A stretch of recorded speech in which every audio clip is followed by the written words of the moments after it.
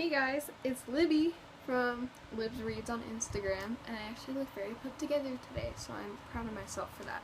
But this is my entry for the Day 3 challenge of Booktubeathon 2016.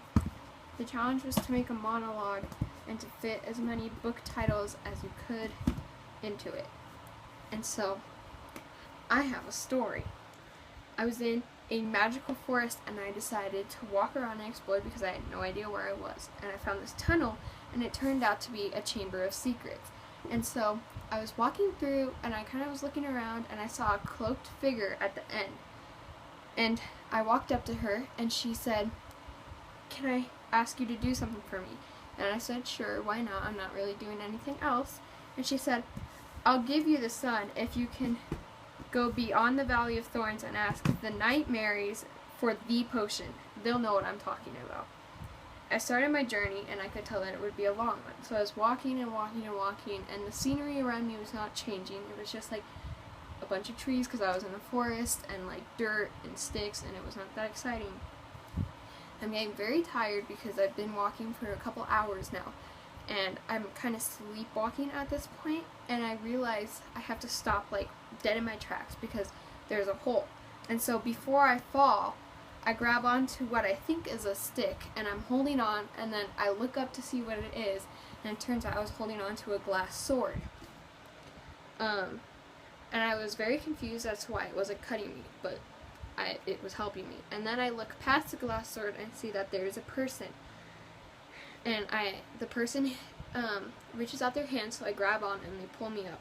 And when I get up out of the hole, I see that it's actually two people. And I asked who they were, and they said they were Eleanor and Park, but they honestly go by the Nightmares. And so I started talking to them about the lady. And I said, "She needs this potion.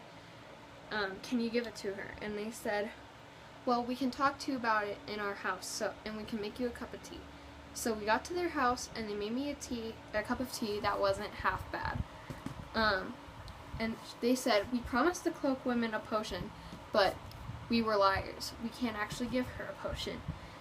And I ask what they mean, and they say, "There is no potion, only a sacrifice." I get very concerned because sacrifice normally means that somebody is going to die. And I say, "What kind of sacrifice?" And they said, "There is no potion.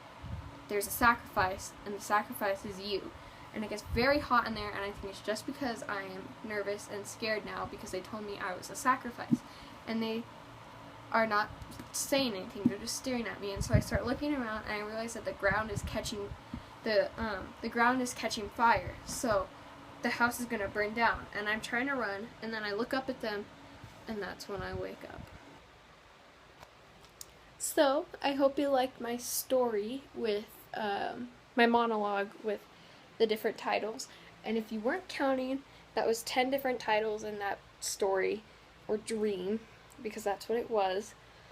I'm actually not that good at making monologues, but I'm kind of proud of that one. So, yeah, I have to go get reading. There's my book right there.